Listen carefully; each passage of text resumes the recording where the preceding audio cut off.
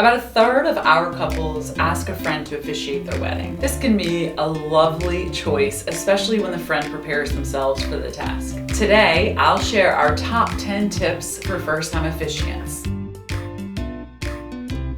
Tip 1, dress the part. The officiant should adhere to the same dress code as the wedding party and lean towards a darker, more muted tone in your clothing. So if your bridesmaids are wearing floor-length gowns, it might be good to wear a black floor-length gown. Or if the groomsmen are in suits, do the same. Avoid drawing attention, but be well-dressed and polished. Officiants end up in a ton of pictures. Tip 2, have a backup script. iPads are a common choice for the ceremony script, but have a backup plan. Often there are Wi-Fi problems or other technical problems that interfere with using the iPad during the ceremony. Sometimes they even get overheated and shut down. So have a hard copy printed and ready to go for both the rehearsal and the ceremony.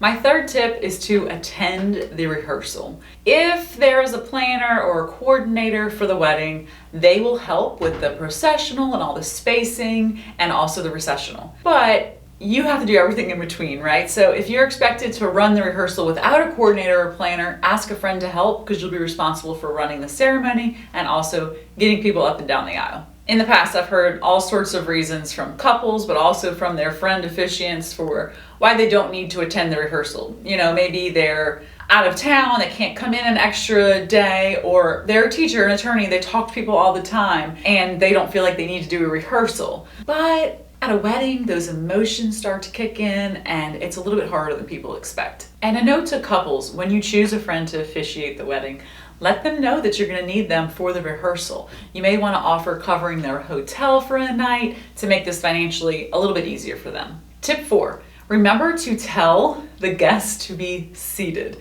As soon as the officiant welcomes the guests, she should also have them take a seat. It's a small detail, but one that's missed a lot. You don't want all those rented chairs going to waste, and you don't want your guests standing for the entire ceremony. Tip 5 is to practice your timing. I think we fear that officiants will be too long-winded and they'll bore the guests, but it's also a problem when the wedding ceremony is too short. A wedding day is carefully timed and the various vendors depend on the ceremony ending at the time it's planned. You take too long and you're going to cut into the reception, but if you go too short, the food won't be ready in time or the band won't be ready to play. So really work on staying within about 5 minutes of the time allotted. Tip 6.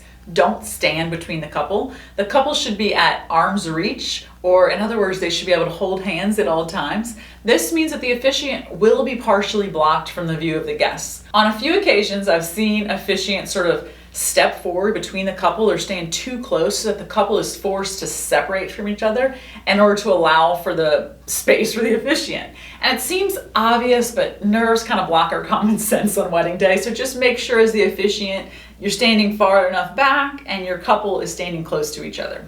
Tip number 7 is to have a mic and to participate in a mic check.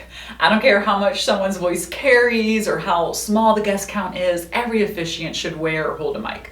Lapel mics are best for pictures, but often the handheld mics are a little bit better for sound. Usually the band or DJ can rent a mic and perform a mic check before the ceremony. A mic check is a must. No sense in having a mic if you're unable to turn it on or adjust it to an appropriate volume. Tip 8 is to move out the way.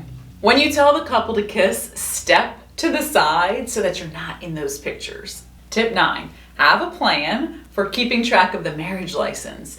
If you plan to party after the ceremony, tuck that marriage license away in your hotel room so you're not searching for it the next day when it's time to mail it in. Another option is to have a licensed officiant marry the couple legally, privately before the wedding. A local officiant here, Waning Moon Weddings by Latoya, offers this service in New Orleans. The final tip is to avoid talking about your personal experience or friendship with the bride or groom. The ceremony is a time to focus on the couple's relationship, and sometimes officiants talk about when they first met the couple or good times they've had with the bride or with the groom, or maybe like what it was like being their roommate. Those stories would be perfect for a toast, but for the ceremony, talk more about what you know about the couple and their experience together. Tell the story of the two of them. Another great resource is the book by Bradley Lau titled Officiate Your First Wedding. Thank you so much for watching and happy wedding planning.